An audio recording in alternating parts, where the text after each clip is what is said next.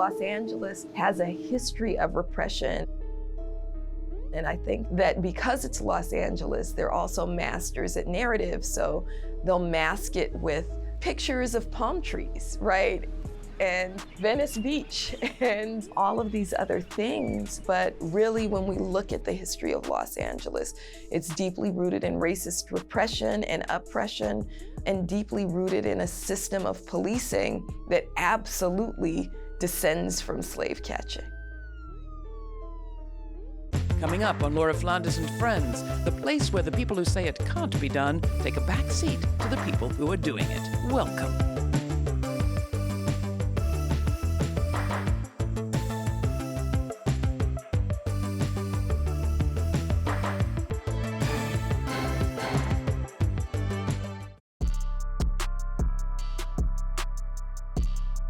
They get paid to kill our children. They don't get suspended. They don't get reprimanded. They just keep punching the clock and killing our kids. And I'm not just standing here for my son Jelani. I'm standing here for every mother that can't be here. I'm standing here for every life that has been lost in that jail. No more! 4 years ago, corporations were saying Black Lives Matter, and police departments like this one were under pressure to reform. Today, Republicans are using fear of violent crime as an election campaign issue once again, and Democrats are mostly distancing themselves from calls to defund the police. All the while, monitoring technology is being promoted as a way to reduce prison numbers. Is it a step forward? We've come to Los Angeles to find out more and dispel some myths about safety and technology. For Laura Flanders and Friends, I'm Laura. Welcome.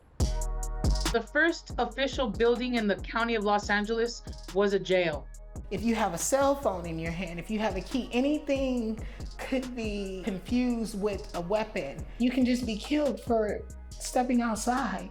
We know that in every single instance, when we talk about the safest communities, they're the communities with the most resources, not the most police and not the most prisons.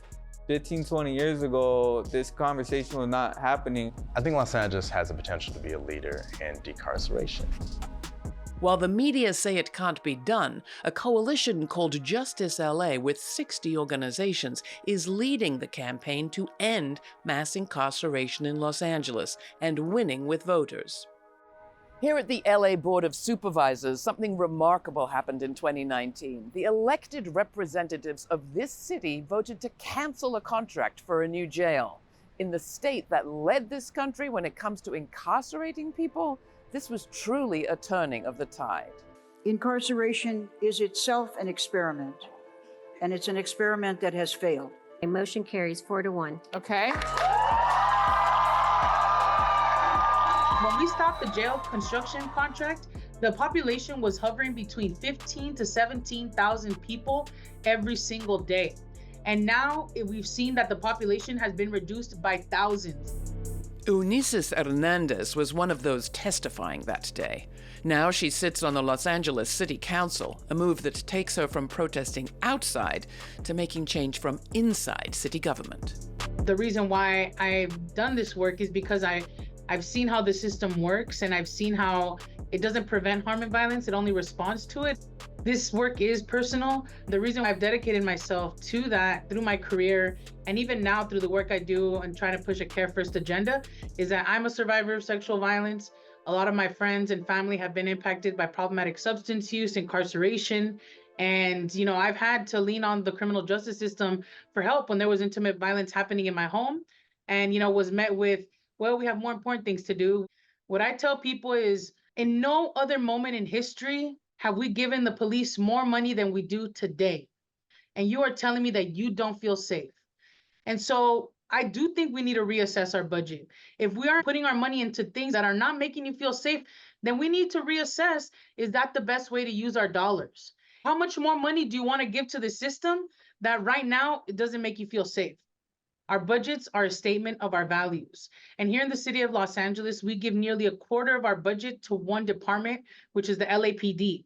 We spent $6 million on police uniforms last year, and only $2.3 million in the entire youth development department that's supposed to be serving 800,000 young people in the city of LA. We've changed laws that have reduced the sentence for different types of crimes and offenses. But what we haven't done is back that up with significant social safety net. We haven't invested in deeply affordable housing. We haven't invested enough in removing the collateral consequences of a criminal conviction that prevents you from getting housing, employment, and other supportive services. We haven't invested in preventing harm and violence at the scale that we need to. And that's why I feel like we are in the situation here today where there's a lot of desperation in our communities. People cannot afford to live here in the city of Los Angeles anymore, and they're moving out. We are causing situations of desperation for young people. In 2016, we saw that the top 5 charges for the incarceration of women in LA County was driving with a suspended license, no license, drug-related offenses. In my first month in office last year, we saw LAPD kill 3 people in a matter of 10 days, all having mental health crises.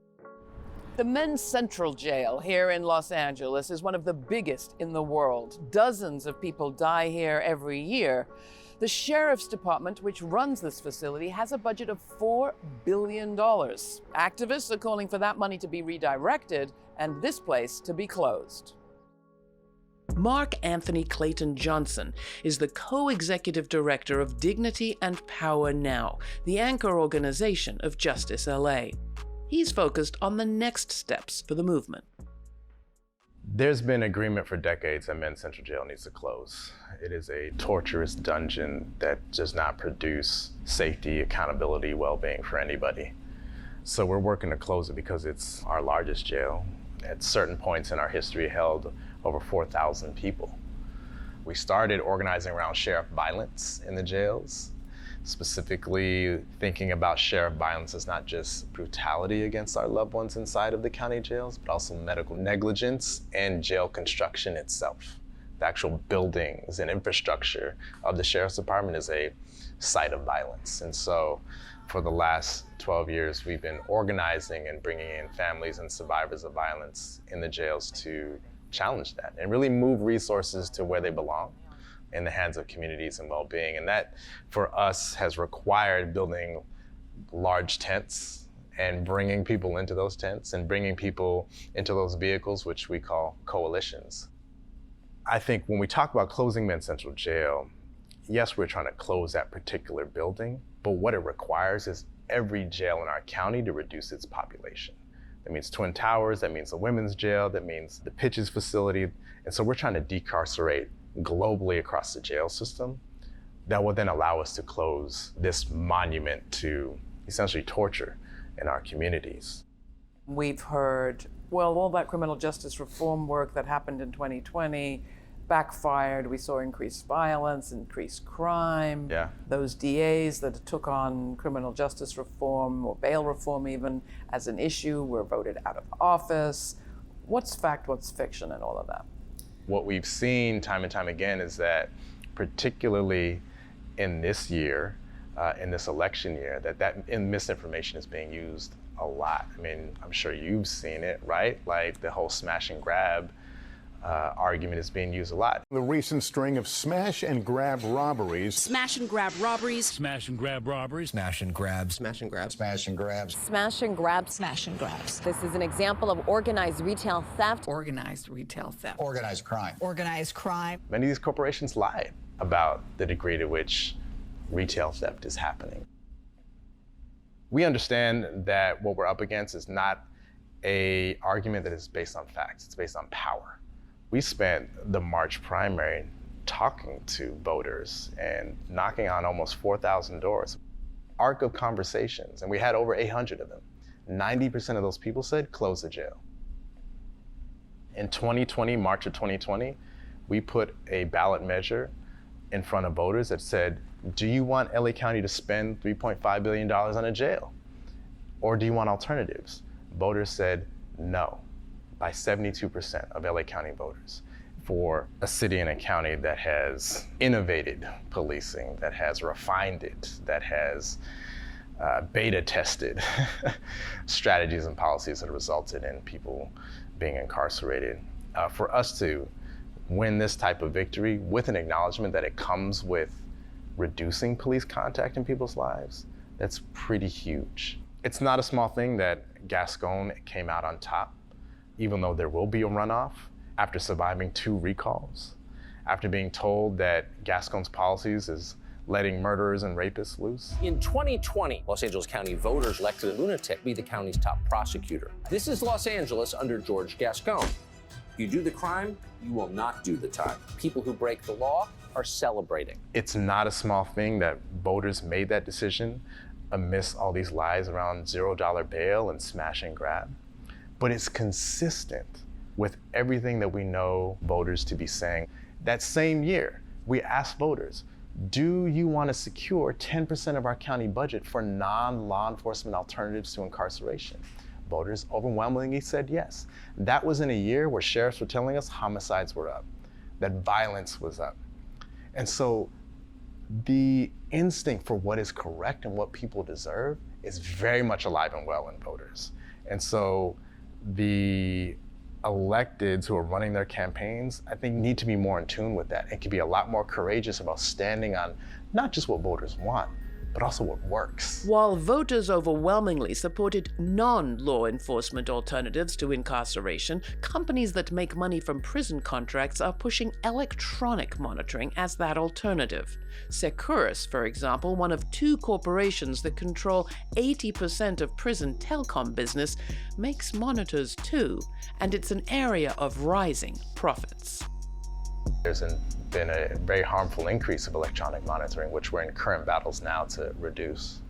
The Department of Probation uses electronic monitoring when people are released constantly. And that's a driver of incarceration. It's one of the things that keeps our jail population so high, that ends up undermining people's ability to stabilize their lives, have access to resources. We're in the middle of a pendulum swing where you see the bureaucracy, you see the carceral system trying to remain the same, trying to keep its stronghold, both because of special interests, because of different representatives of companies, but also the amount of money that these agencies and stakeholders receive through our different budgets from the state to the county to the city. And so the carceral system is trying to stay the same and keep its power. As the business of mass incarceration shifts, the corporations that currently make money from prisons are seeking to profit from new surveillance technology too. These companies tell us that electronic monitoring is the future of crime and punishment.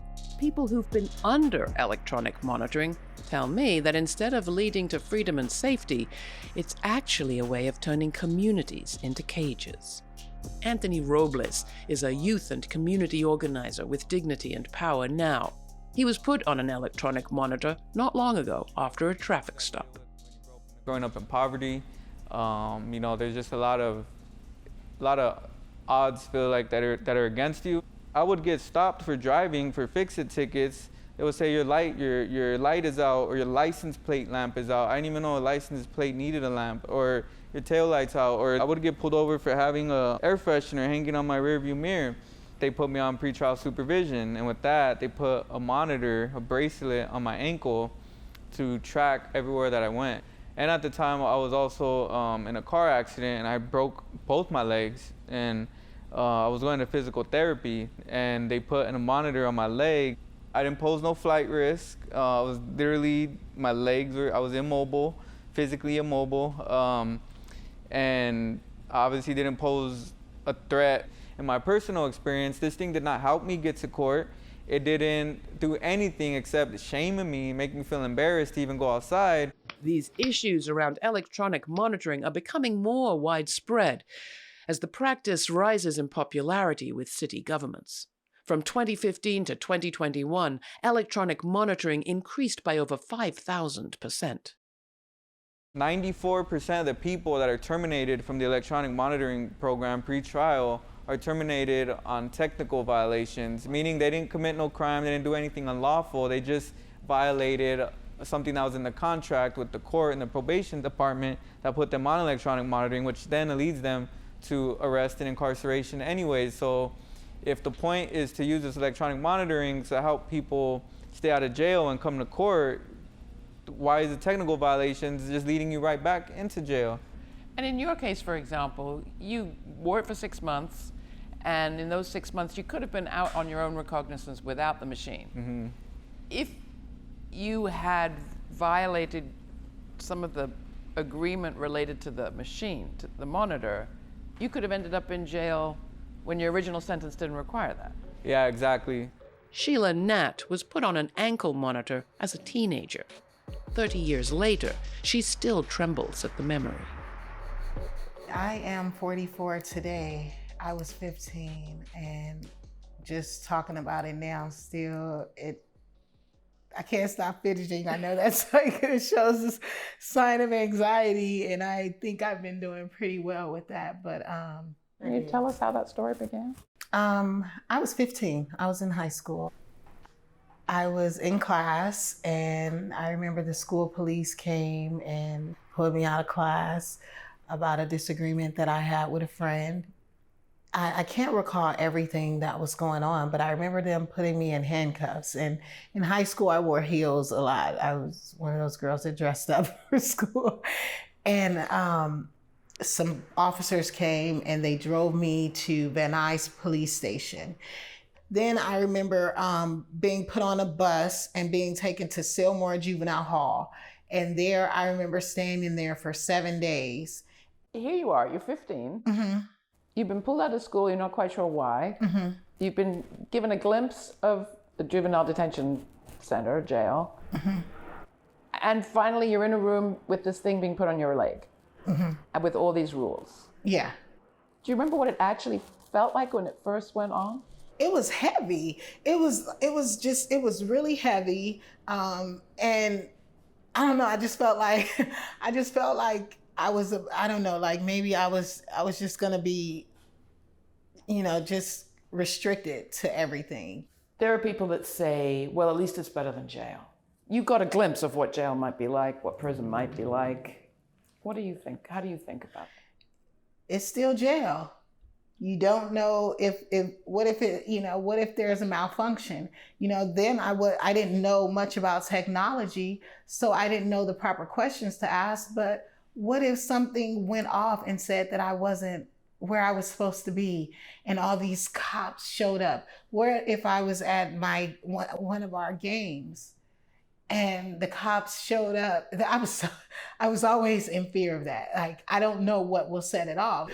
Are the cops gonna show up at your house with guns? Because that's how they show up. They show up with guns. And at 15, thinking like the cops are gonna show up because that's what I'm a child, so I'm referencing television. That is one thing that I will always say that shamed me in my life. I felt unworthy. I felt like I was a bad person. I felt like I wasn't heard. I felt like I was just guilty. If the police come and they say you did something, you did something. My mom was upset with me. She was really disappointed in me. So then I had to deal with disappointing my mom. She was really disappointed in me. And I didn't like that. That didn't feel good. I'm so sorry this happened to you. Thank you. Me too. I don't think any kid should go through that. Councilwoman Hernandez agrees. I don't believe that we need to be expanding the carceral system through technology. People should be released. They should have access to care, to a case manager, to services, to support. Having an ankle monitor is only bringing the carceral system out into communities, out into people's homes. It's not accidental that our loved ones were targeted by police. Dr. Melina Abdullah has been a crucial voice against mass incarceration in Los Angeles. She's co-founder of Black Lives Matter LA and current vice presidential candidate running with Cornel West. Policing in this country hails from slave catching. A lot of people think of LA and they think of it as Hollywood and fairly progressive politics. What's the reality of this city when it comes to incarceration policing specifically? Los Angeles leads the country in the number of people killed by police every single year. Los Angeles has a history of repression, and I think that because it's Los Angeles, they're also masters at narrative, so they'll mask it with pictures of palm trees, right? And, Venice Beach and all of these other things. But really, when we look at the history of Los Angeles, it's deeply rooted in racism, deeply rooted in racist repression and oppression, and deeply rooted in a system of policing that absolutely descends from slave catching. Which makes it even more striking that there have been some actual victories, movement victories in recent times. Can you talk about those? What would you lift up in particular? Sure. Well, the most recent victory that I'll lift up is the removal of the former police chief, Michael Moore. Today, I am announcing my decision to retire as chief of police of this great city. And then, of course, his predecessor, Charlie Beck. I don't just love cops, I am cops. We also got him ousted. So those are two victories that remind us that there is also people power, and that people in Los Angeles, Angelenos, are gonna fight, and we're in it for the long fight. We were finally victorious in getting the former district attorney, Jackie Lacey, removed. We've been protesting in front of her office every single Wednesday for 3.5 years because she oversaw the police killings of more than 800 people in Los Angeles County and chose not to prosecute those. Jackie Lacey must go! We are appreciative that many members actually of the LA County Board of Supervisors now are speaking in those terms, are talking about why not only Men's Central Jail needs to be closed, but also why we have to look at the abuses that are happening in the women's jail at Linwood, that we have to think about how incarceration and these kind of pro-carceral policies don't drive down crime. A few months ago, LAPD talked about this. Hundreds of thousands of dollars in merchandise, we cracked down on it. And when they showed the tables of merchandise, it was underwear, it was socks, and it was deodorant. And it had mostly been stolen from CVS and other large retail establishments and then resold in Skid Row. I'm not saying it's necessarily the most correct thing to do. But if people need to steal underwear, socks, and deodorant, those are human necessities, right? And we should really be looking at cities and governments and societies that don't provide underwear to its people who need underwear, socks to its people who need socks, deodorant to its people who need deodorant. The city council in Los Angeles has voted to close this jail. The next step is to see if it will happen. It doesn't end with closing down the jails or defunding the police. That's not our main goal. That's just where it begins. What our main goal and what the end goal is to provide the resources to our communities that we need, so we won't need the large budgets of police and jails and all this and that. What we need is housing, youth development, mental health services, recreation, parks, things like that. You go to South Central, you go to East LA, you don't see green, you just see a bunch of, old buildings. And where's the youth development? What kind of society are we building? We have to dramatically reduce our jail populations, close our jails, and invest in alternatives, invest in families, fund people's ability to secure wellness for themselves. The idea that policing and probation and jails equal safety is simply not true. And it's not what people ultimately want when we have conversations with them. The idea that going to the ballot box is going to produce the type of changes you want to see in your lives is, for us, just not historically accurate and has not produced much for our folks. And so when we're out there talking to voters, we're not just telling them, vote. We're saying, join this movement. Come out to this meeting and let's talk about how what happens at the ballot box is a springboard towards the type of political power and political struggle we need to have to win what we want. Do you think that Men's Central Jail will be closed in your lifetime? Yes, it will be. Do you have a vision of what that future will look like? My vision for that area is that we will have social housing on the land that Men's Central Jail sits on, that we will have access to inpatient and outpatient mental health services, that we will have tons of green space, that we will have a grocery store. The neighborhood next to Men's Central Jail doesn't have a grocery store or a laundromat. And so these are the things that are missing in my community that would help make them more holistic And so I know that we're going to close down Men's Central Jail in my lifetime. And I know that as a community, we're also going to make sure that what's built there actually meets the needs of community. Closing a jail is a big deal, but it's not the end of the story. The future is an open question. Two visions of safety confront us. In one, we see safety embedded in caring community. In the other, we see a lot of fear and force and incarceration. I know which side I'm on. What about you? From Los Angeles, I'm Laura for Laura Flanders and Friends. Till the next time, stay kind, stay curious, and thanks for joining us.